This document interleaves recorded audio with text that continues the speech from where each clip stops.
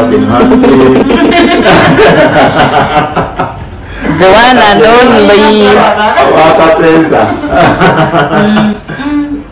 Yeah. Yo, this is Dark Survival. I'm just here to tell Dr. Smiles that after a month of no meat, I'm going to the butcher now. Thank you very much. Big up. Yes! Tubagamba, boya gana manyo gatukule. Oya bulungi. Dabagange. Jangu Pasha dental surgery. Owa Serumaga, Dr. Serumaga biyani. Ayeko.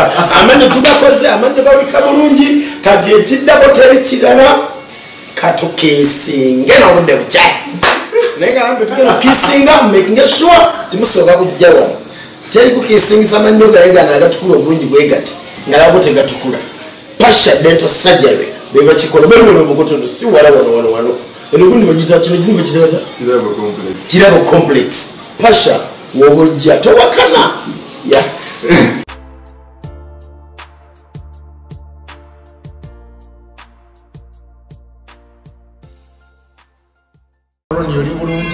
Yokeso. Tuli ku Kisache complex.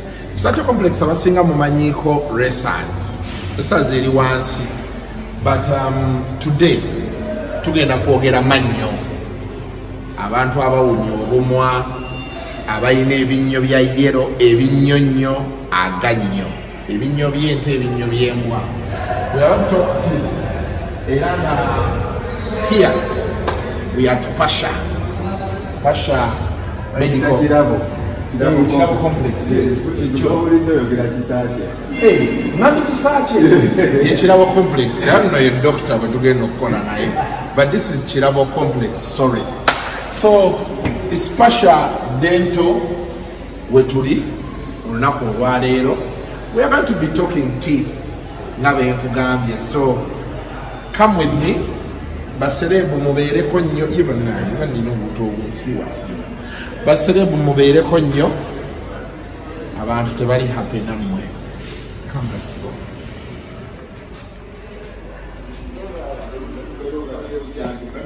How are you? You good? No, the baby you should have your reception one. I know chikyatudde. Bwekinayi mukate mufe. So Doctor Aliwa. Okay. So what do I know? As we wait to go head on. Ola bebyo mabasajja byebayina. Embeera no yeyo. So kati in a work room. Let's go. We talk with the doctor. We are going to see real life experiences. Cool. Teeth. Let's go. Toval.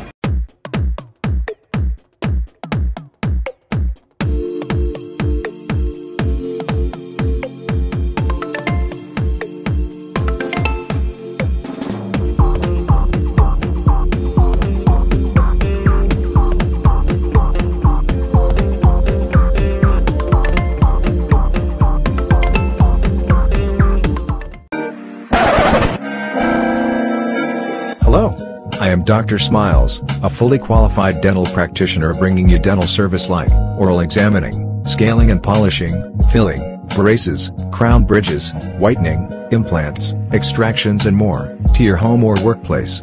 At Dr. Smiles Mobile Dental Service, we come to you. For more information please contact Dr. SmilesUg. Welcome to yet another edition of Kasuku Live. Mutulabi wali omaye mugenda yoba Kasuku wacho tuvome ebinnyo byembwa ebyente ene buli jombi bavuma kati byetuliko olunaku lwaleero wano ne omaye nti najjako ko wano nonkolako ku mannyo. I think it was last year. Yeah, I think last year. Nali nzize ku whitening. Sensitivity. I came for sensitivity side no ngamba Kasuku osenye samanyi mangi kendeza mokole bukozi boti. Yeah, so onako olwairo tuli ku Pasha dental surgery. We tukoledde tugenda kuba tubalaga emboozi gye tugenda okuba nga twogerako y'amannyo. Abantu bangi bawunya obumwa, abantu balina amannyo ga yero, amannyo gamenyese, amannyo gakuluma, omuntu n'oluma bulumi capati erinnyo ne livaamu, tebamanyi lwaki. Sooka otubuulize ku bantu baffe abali awo. Abantu mwenna batulaba, amannya gange bambita Dr. SmilesUg John Vianney ku social media oba erinnya eddala ng'omuyimbi lw'abanabane AKA bambita Dr. SmilesUg. Hey. Yes. On all my social media handles, Dr. SmilesUg. You've got Dr. Smiles Yenze bulijjo g'owulira. Ku social media.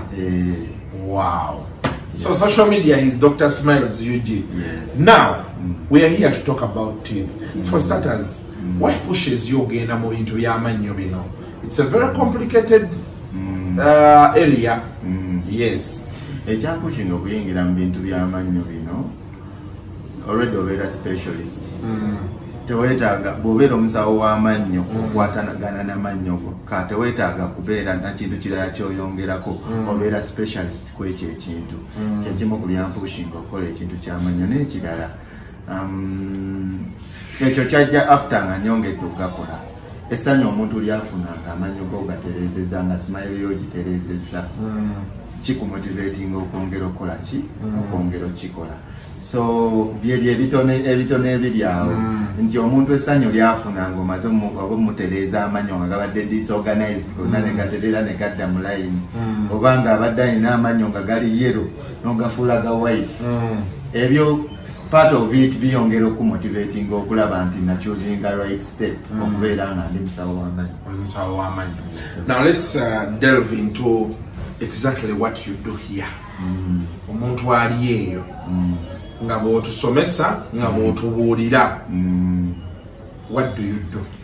Now, what I do, I'm basically a dentist. Omuntu wa bulijjo okujja muyita omusawo w'amannyo kutendeke. Nti buli kintu ekikwatagana n'amannyo n'erinnyo oba n'akamwako nsobola okukola ki? Okubeera nga nkikwasaganya.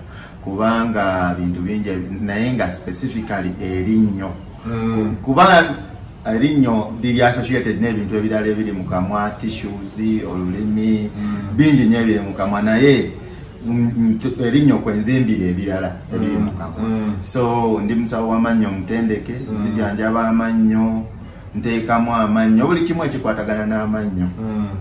Do you know the person who recommended me here last time? Nali sikikkiriza nti naye ajja wano Celeb, nali ntudde naye eyo muwala. Ndakugamba erinnyo lino wano nanga nti waliwo doctor wange. Imagine nga ntuula ku racers abo naye nga simanyi nti waggulu wano waliwo like ekintu ky'aba dentist. You are dealing a lot with celebrities. What are the common issues most of them are having? Celebrities abasinga engeri gye abamu gye bakozesa nnyo sigala, shisha, njaga, omwenge, bia.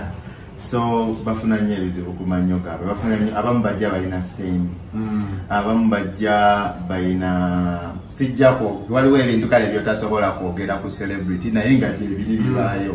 Some people have halitosis. Halitosis is bad breath. Yeah, but it comes with muntu kubeera ng'onywa nnyo omwenge, ng'okozesa nnyo ebintu naye ng'ate bw'omala obikozesa amannyo go togakola ki? Togalabirira bulungi, togasenya bulungi. So mbadde ndiringa nnyo ne ba celebrities naye waliwo bendabira mu distance nga sibakolangako. Naye omanyi bw'obeera omusawo w'amannyo, buli wotunuulira omuntu ekintu ky'osooka otunuulira ge mannyo ge, ng'omutunzi w'engatto nti ye walaba omuntu asooka tunuulira ngatto ze. Kati bangi nnyo bendabira eno mu distance era ne mbakontaktinga ne mbagamba bannaye mujje mbakoleko ku mannyo. Ndaba olina eddiibu jangu tuteekemu erinnya. Tubalina abalina amalibu. Mumanyi tuteekamu erinnya? Ne tubateekamu amannyo. Kati naye kye nabaza olaba ku celebrity baffe abasinga tebatunuulira nnyo kintu ky'amannyo nga priority. Era bw'omugamba jangu nkoleko ku mannyo agamba biki nze byo sibiriiko njagala ssente. Nze njagala ssente, ze mpa buwi ssente ng'ate amannyo gange ogaagazaaki. kati yebo omuga nti omanyi nze I can help you with your teeth here yabera rozo ogenda kuba kalango kanaga nti nze njagala sente nze mpapo wi sente ndio kenzije era botandika mugamba bana nze njagala ojje nkole kugana amannyo naye nkutereza amannyo bambe jangu yo gendo laba direction ja kutwala yaki ya sente naye nga priority bandi badde bagiteeka nnyo ku mannyo gaabwe kubanga image they were giving out affecting a brand yawe nti omuntu ogenza abantu kagamba ogenze ku interview ng'owunya Akamwa bana ulira kono omwami mulondo ng'ayogerako ku King Saha sometime back ne baseleba abalala yagamba bangi bagendayo nga bawunya bubi bawunya Akamwa ate tulina challenge y'ekintu ekyo ffe tukola nabo omwana n'aguwunyiriza Akamwa nga tomugambeko nogamba wae kasandi na eddakiika 3 kankole ngende naye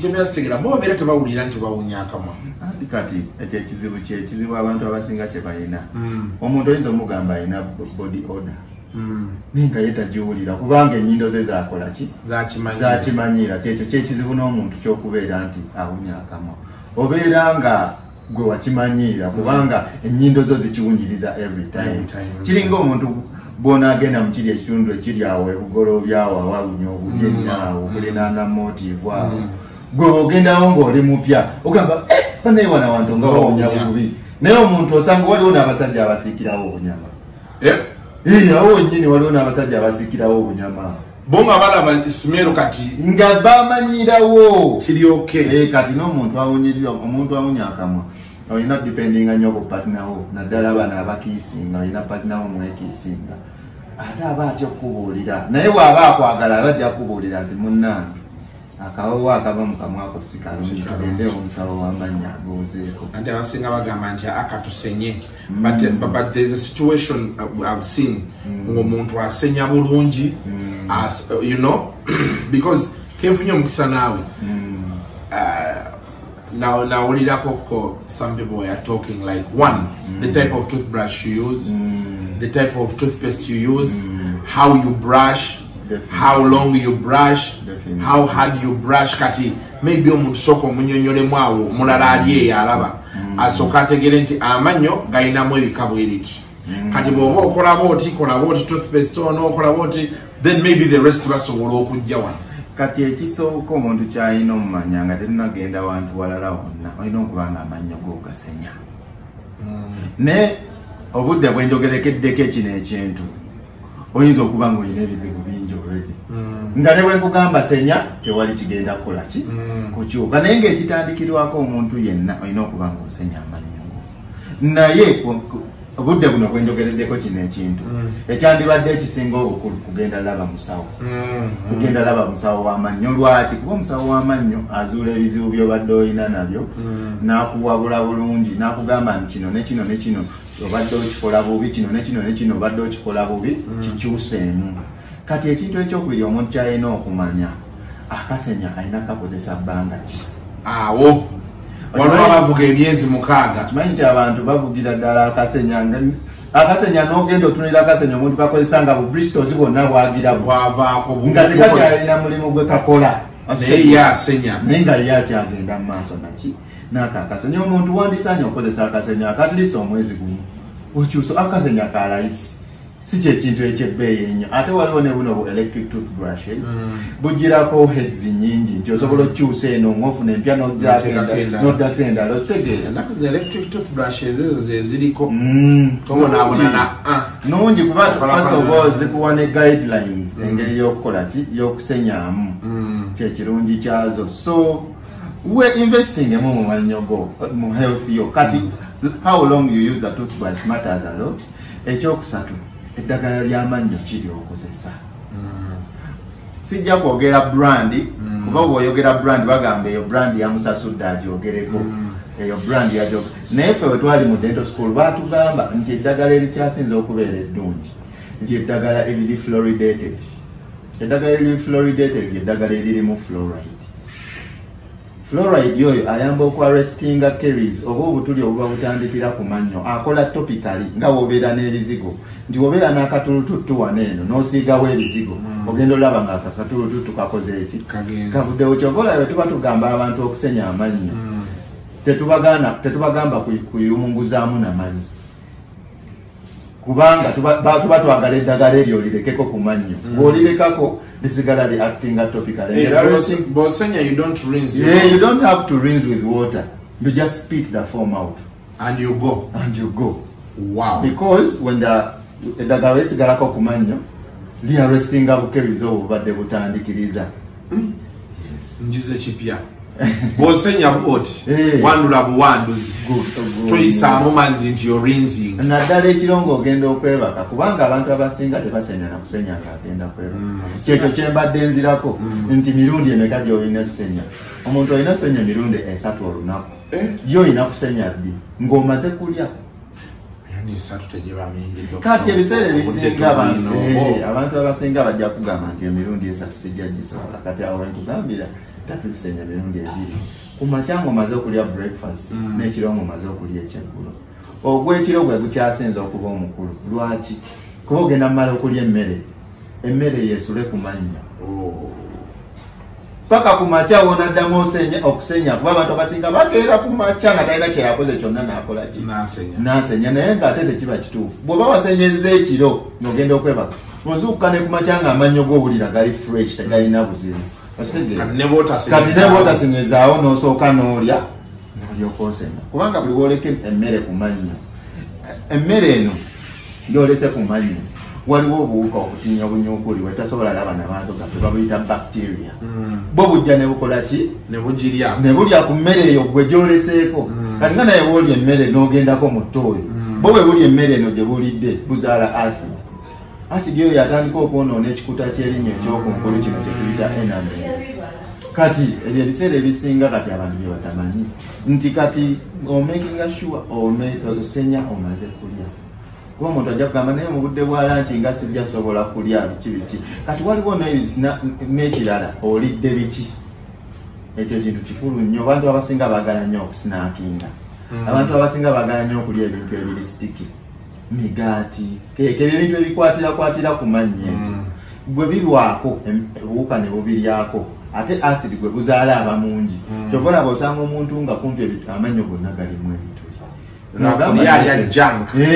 bintu ebyo naddala obwo snacks obwo kati omuntu wabanga ayagala nnyo snackinga wano ku clinic tuyina chewing gum ali health nga chewing gum naye ng'alimu fluoride nga talimu ono sugar ali refined mulimu sweeteners ezirimu ng'osobola okukola ki okuchewinga oyo ng'ali mu kuyamba buyambi mannyogo oba making sure osnackinga towards the meal. Why do you snack towards the meal? Kubanga oba omanyi w'omala okulya ogenda kukola ki kusenya naye bw'osnackinga in between meals nga katugamba ogenda kulya ku lunch then okuva ku ssaawa 4 paka ku lunch awo then ssaawa awo nga 5 n'olya.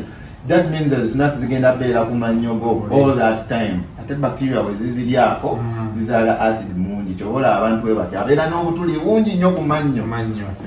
Kati okay, kati awo tutegedde process eyo akasenya omwezi gumu tusoose ne twogera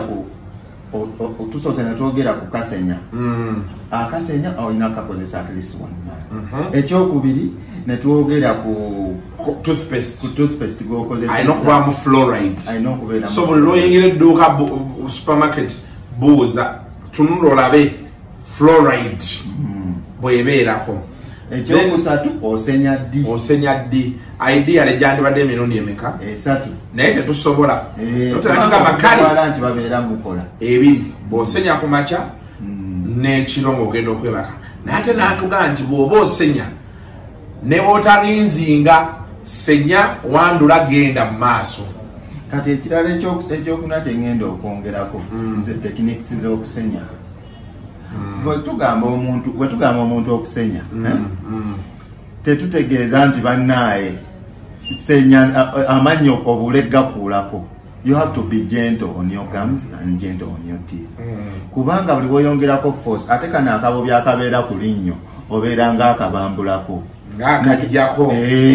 kati bwe kavaako kexposinga party y'erinnyo eri sensitive gye tuyita dentin ekikuta ekiddako ekyerinnyo kye tuyita dentin ekikuta ekyo kibeera sensitive so ebyo ebitera ebisinga bw'oba ozze mu ddwaliro tubeera n'emmodo ekulaga engeri omuntu gy'asenyaamu kunnyonnyola ne kugamba senya bw'otyo twistinga akasenya bw'oti then bw'oba osenya n'okozesa circular motion n'ekintu kyensobola okwogera wano ekyamangu omuntu kyasobola okuyiga nti bw'oba osenya tosenya back and forth oba up and down instead of brushing back and forth and up and down kola circular motion ate mpola mpola n'ekirala okusenya tolina kusenya ng'opapa nnyo give it time omukazi waba akola makeup mu ndabirwamu amala essaawa meka abakazi batuulawo n'essaawa tobayite emmere okulya kati tosobola kyogamba ekyo tosobola kikola ku mannyogo amannyogo gawa obudde mpola mpola making sure gonna ogasenyeza bulungi surfaces zonna ozisenyeza bulungi n'ekisembayo ekyokusatu olulimi awo olongoosezza kubantu abasinga tebalongoosa lulimi olulimi luneeno lubeerako emmere ebeera ng'eri sitafu kati buli wootalulongoosa emmere eri efamentinga netuuloko kati bwefamentinga leereeta bad breath osobola okugamba nze bannaye nga nkeera n'ensenya naye nga weerabira okukola ki okulongoosa ku lulimi lwo ng'ogenda okwogera bwoti nebagamba naye nze ensenya kati ntujja kwogera ne ku biralala obadde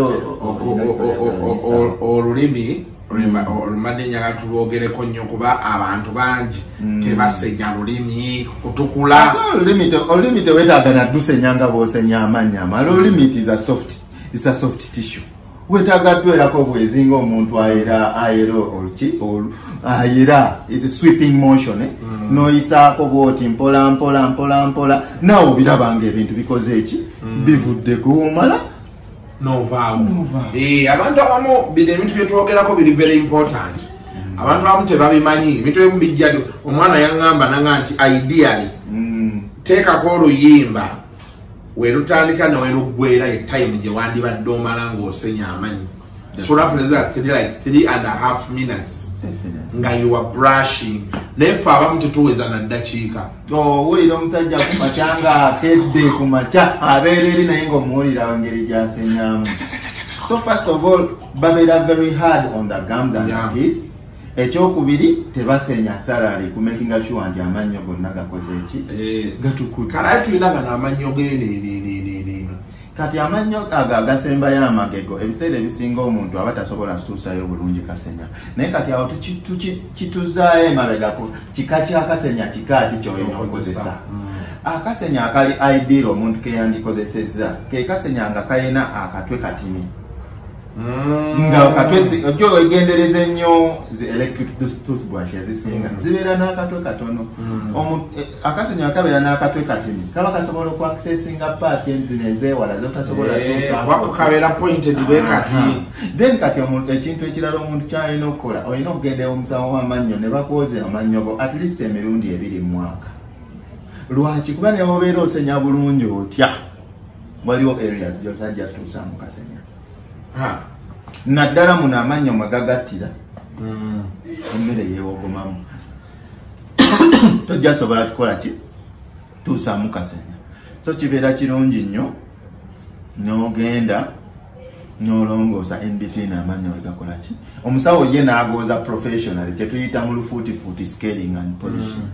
n'agalongoosa bulungi mu makkati ne gabeera nga gakola ki nga gabeera fine ekyo ekyokwoza amannyo andi asinga bakiraba nga lakizale omanyi wano baserebu abakyala abasinga bajjawo ne babooza amannyo kati munaye kwolwo nga nange ngamba ŋŋendamu twali wali but it's an experience. I think it's an experience that is worth it. In fact, it was mu maaso awo tujja kwogera ku those other luxuries because they are baserebu bafanga amannyo meeru bonna ng'alinga ata kati wabeera akoze whitening oba ayinayo bukrim obulala bwe mubawa babeera bayisa ku mannyo constant. Kati waliwo whitening ne wabeerawo ne veneers kyekyate veneers olaba nga abakyala bwe bateeka enjala zaabwe kuno ku njala zaabwe ne baziwambuya kati veneers is like a version of that for the teeth ojja surface y'erinnya eno okungulu ne tugilongoosa ko kati ne tubeera nga abagimakinga rough. Then ne tuteekako obwo buvinias kulimanya okutandikira wano kulinnya omuntu galaba nga asenya oba bw'oba oyagala akamwa konna ne bakokola ki bakateekamu nga olaba omusambi w'omupiira gwe bayita faminyo amannyo g'endowooza ogalabira eri n'ogamba bannange faminyo yabiteeka faminyo yakola yateekamu vinias ne crowns bo bakolera ddala na crowns akamwa konna n'akamannyo gonna n'agambaza kyova olaba ye ne bwakola ki tegakyuka so kati ekyo kikola once your lifetime once and for all kyo bw'okikola amannyo go gaba bagenda beera white paka then ekya whitening kiringa era omukazi eyeyerusiza nti ojja amannyo go ebiseera ebisinga abantu babikola nnyo nga bagenda ku mukolo agenda ku mbaga ye ayagala amannyo ge gabeere meeru alabike bulungi ebifaananyi n'abantu waliwo abantu ye nga ayagala bwagazi naddala ba celebrities ayagala amannyo ge gabeere presentable bw'aba agenze mu bantu tuga whiteninga n'okola ki n'obeera nago nga gali whitening naye omanya nti after some time olina okuddamu ga whitening oba tukuwa ka whitening kit k'osigala ng'okola ki ng'okozesa okugamantaininga ngali ki white. So this machine does what? So this is basically a dental chair. This is a light gye tukozesa okutunula mu kamwa k'omulwadde. This is the headrest. Your working space wano wenteeka tray ebeerako equipment wange yenna gwe mba njagala okukola ki okukola kati eno bagiyita intraoral camera yekuba mu kamwa k'omulwadde. Nsobola okgiteekako ko giteekeko ko ndowooza nkituulireko ddala kati engeri eno kamera ekuba mu kamwa k'omulwadde nemulaga ekifaananyi ye mwennyini n'alaba amannyo ge bwe gakola ki bwe gafaanana amannyo gange bwe naagateeka mu kamera abantu tebadduka ebuddusi. Then kati wano eno we wali ze tuyita rotary instruments bwe tuteeka bu handpieces oyagala kufiiringa amannyo go tuteekako bu handpiece kuno eno n'ofiiringa amannyo go. Zino eno bagiyita air jet blowing empewo tekako wano ka tip kayo ne blowing empewo making sure area eri dry. Zino hand rest omuntu kwawumuza emikono kati eno pedo yange gye nnyako okulwaninga zino rotary instruments zineno zonna. Yes, basically that's a dental chair. Wano omulize ebintu byo oboze n'essimu toyagala eveemu egwe waneeno tekawo aka glass kagendamu amazzi okuyumunguza omuntu aba ayagala oyumunguza amannyo ge. Then otugiyita spitam omuntu mwawanda. Waliwo abantu abali very sensitive nga bw'aba alina ekintu bw'aba alina omukolako nga tayagala kintu kyonna kibeere mu kamwa ke. Then kati waneeno eno elight chua bwe tuba tusementinga amannyo agamu twetaaga eno light okukola ki okudryinga oyo cement n'aguma. Kuliko suction eno ekuyamba kusakingamu malusu oba ekintu kyonna waliwo omuntu nga ye tafaayo waba tawanze okozesa eno nosakinga busakinzi n'abeera nga tamuvinga nyo kuba buli obeera mu sleeping position. Bwe tuba tukola ku muntu yenna abeera mu sleeping position entebe eno tugikiriza ddala paka wansi so that ntuula wano wansi nentunula bulungi mu kamwa ke nensobola kukola ki kati omuntu bw'aba tayagala kusitunkana buli ssaawa ave wanaawande tuba tujja kukozesa eri suction akole ki tugiteekamu netusakingamu zonna fluids ezirimu. This is a very wonderful job you guys have here. You literally have a hospital here. It is a simple setting. Actually, I do what we call mobile dentistry. Mobile dentistry is, I have this equipment, but it is mobile. I can set up in your home and I work on you. I've been doing it with some celebrities. I've been doing it with Lydia Jasmine. I've been doing it with some other celebrities, anonymously, but posting and whatever. Nayenga, we've been doing it. I started it in the time of COVID because people were not moving. Abantu tebatambula. So ngate wetaga services zange ate fenga basawo batukiriza okukola ki okutambula. So nentandika, I just come to your home but I take up braces, kugoza, kugafiringa. I just drive to your home, come with my equipment, set it up in a place where ina masanyalaze. Yes, I will start working. So kati waliwo bintu byoyogedde betwagala abantu okumanya ennyo. So you put braces. Definitely. Aba braces babera bo babadde ki? Abantu ambagambo by'abaana babagagga ebyo biki. Braces si by'abaana by'abagagga. N'omuntu omukulu asobola okuzikola. Naye nga kiva ku muntu manyoge nga tekali mu line nga gali disorganized. Abantu omanyi omuntu oba okula abantu abamu the rate at which amanyo gye gakula si ye rate at which oluba gye lukula. So oluusi amanyo gamera mangu ng'oluba terunakula kugaziwa bulungi kugaccommodatinga. So negabikaminga malaligned oba negabeera crowded oba agamu negabeera gali hanging waggulu.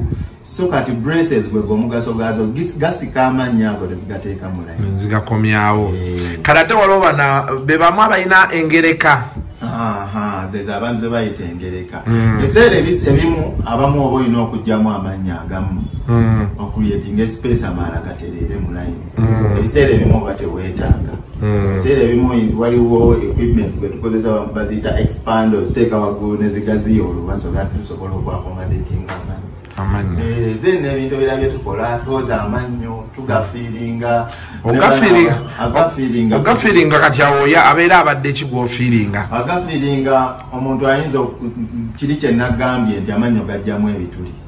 Emmere eweerwako obuuka ne bugirya gabeeramu ebituli. So tubanga abapaakinga kiringa omuntu wabeeranga engatto ye efunyeeko ekituli somewhere n'ogenda ewatunga engatto n'agikuba ekiraka. So kye tuba tukoze tuba tulifiirinze nga tutaddewo ki sementi. Then ekirala kye tukola waliwo abantu naddala gali amannyo g'omu maaso nageera galiibwa obuwuka oba omuntu ayinza okuba nga awuga kuba mpefunye nnyo ezo incident omuntu ng'awuga najja ne yeekoona erinnyo lye ne likiipingawo n'oddamu n'olizimba bupya ng'okozesezza sementi afaananira ddala eri. Mani yakuuza n'abo abamenyeko amannyo. So oddamu n'olizimba buzimbi. N'olizimba ne sementi afaananira ddala erinnyo. Oba bw'oba nga olaba nga liri very damaged tugakolera kye tuyita crowns. Crowns kabeera nga kasaanikira okambaza ku linnyo n'okakalizaako kagumirako nga basobola oddiriisa n'afuna functionality nti aba asobola oddiriisa ate n'ekirala n'enfaanana yayo aesthetically nti omuntu waba smilinze alabika bulungi. Then waliwo gano ag'emabega agaliibwa n'olaba nga liweddewo naye nga yagala ddizaawo tugakola kye tuyita root canal treatment. Then netumala ne tulikola ki ne tuyiteekako crown ne lisigaza functionality nti aba asobola okugaaya bulungi emmere nga tewali kimuluma. N'ebirala bingi nnyo surgeries tukola wano zi apicectomy. Apicectomy kati waliwo abantu abafuna butumors eno ku tipu za roots oba obuzimba. Ebiseera ebisinga omuntu bw'ati erinnyo osooka n'olikola root canal bw'omala oddikola root canal then kano ka tipu ka root n'okakola ki n'okasalako ekyo tuyita apicectomy. Then n'ebintu ebirala bye tukola zi implant omuntu ng'alina eddibu naye nga tayagala kukwatagana ku mannyo ge malala ayagala kuzzaawo buzza ki linnyo lye lyavaawo tumuteeramu erinnyo nga naye nga tuliteereddeyo ddala direct munda mu ggumba nga eryalimu we lyali ne libeeramu nga liri fixed permanent lyasobola oddiriisa likyayagala. Abamalibu nga beesimbye. Then waliwo n'ekirala ng'omuntu ayagala era kuzzaawo linnyo naye nga tasobola ssente za implant. Kuba implant ezo ziba za kabeeyimu. Tuba tusobola okukozesa gano amannya agalinaanyeewo ne gasupportinga lino lye tutaddewo gye tuyita bridge.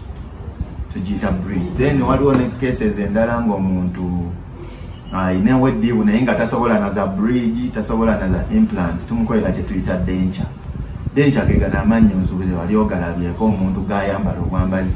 Then waba agenda okwebaka ekiro n'alijjamu n'alinnyika oba mu mazzi nelisulamu then kumakya n'alikola ki. Mbadde ngenda ku walo kyali wange baamukuba eŋŋoomi wano mu maaso wonna ne gavaawo ne bamuwagana ag'okwambala obwambazi.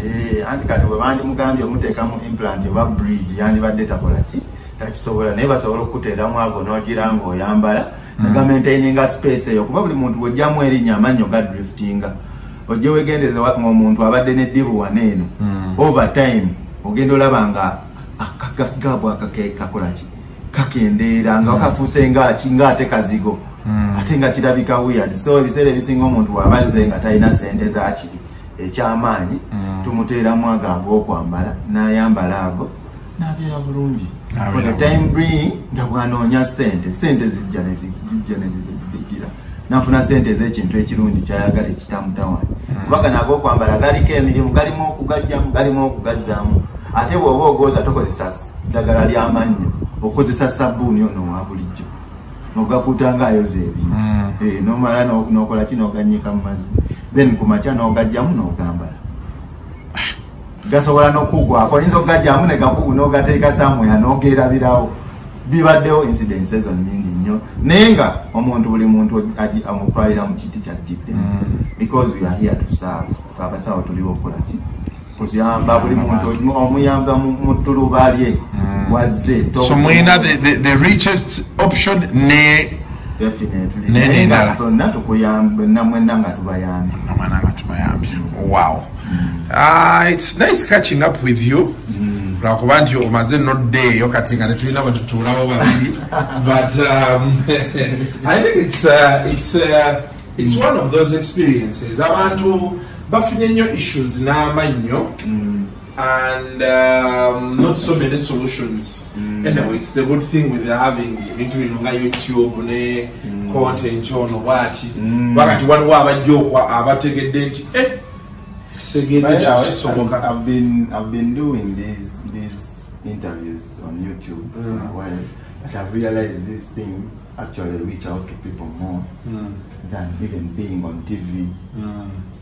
Social media reaches out to people more than even TV because people are no longer watching TVs anymore. So really, social media. So my handles are there, you go there. Information you're not about the ins of Kubanga, but you can go and watch some of those videos. They have detailed information on the things. Even to your way go Kumanya on a daily basis.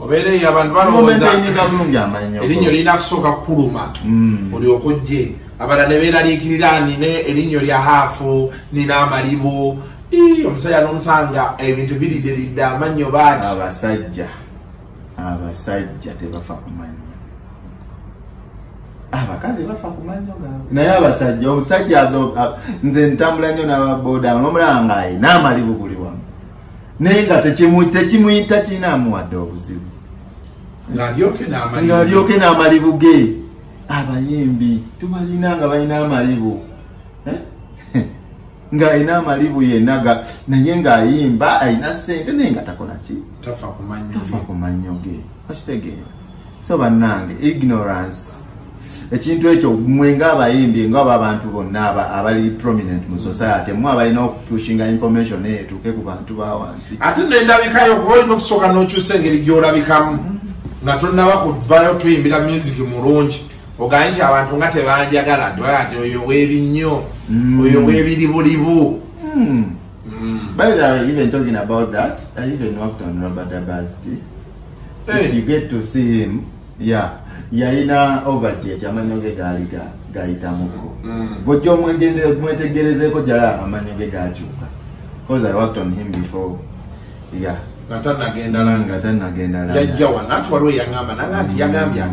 Yajja wano nemukola ne ku mobile ewuwe ngagenda newuwe nemukola ki nemukola kompyuta bya COVID yawo mpaka yali yawo. So I've been working on celebrities. Ever since I've ever worked on musajja ono bamuyitani kirayika celebrity wange nasooka okukolako ono abakyala bwe baagala ennyo ayimba music w'abakyala atali David Luta, Chris Evans. Way back nga nakava mu dental school nakolako ko Chris Evans naye alayika tanzijukira kuba nali mutini nali nakava mu ssomero ng'ennusu tennaweta nusu eriwo naye nga kyo ekyo ekintu nkyogeddeko nnyo mu ba celebrities baffe bannange mwe mulina pushing information anyhow. Basically talking about that, nina ne project jengenda otandika buno omwaka. Ngenda tandika okugenda mu ziggeto nga nyamba abantu abatalina mwasirizi nga bakolerako amannyo ku bwereere. Kugasa emintinga, kugoza. Kati engeri gyandi wano Mbukoto nyinza otandikira wano e Kamwocha. Wali mugonde mu Kisenyi. Kisenyi kifumbirawo. Wano e Kamwocha, then nemala nengendako mu Katanga, then Kalerwe, Wayise, eyo yonna mu Nzigote abantu gye batayagala gende eyo. Abantu gye bali bubi. Ngolaba bambi. Ne bwana ayagala okukola ku mannyo tasobola sente. Yeah, so kintu ky'okujjanjaba erinnya sente si ntini. Yeah, so I seek never pushing the support. I seek support from companies. Yes, it is the Colgate, the MTN. You can support the cause. I'm going to launch it soon. Nzomani engagement at Kamwe little yange. Sagala nnyo kusabiriza nkunganya ze nkunganyiza n'ennumba. Bwede we natandika ne mobile nakunganya bukunganya ze nina n'ennumba n'entandika service. Nekati eri prominent njikolera ddala kati every weekend Saturday Sunday bera nkola mobile dentist. Mobile nkagadde. Kanti kiwaniranga Sajange neri baba yakola mobile salon. Kati mobile mannyo. Mobile dentist. Anti kati omanyi mobile dentist no kintu kipya nnyo eri abantu. Naye abantu abamu balina anxiety batyo okujja mu malwaliro.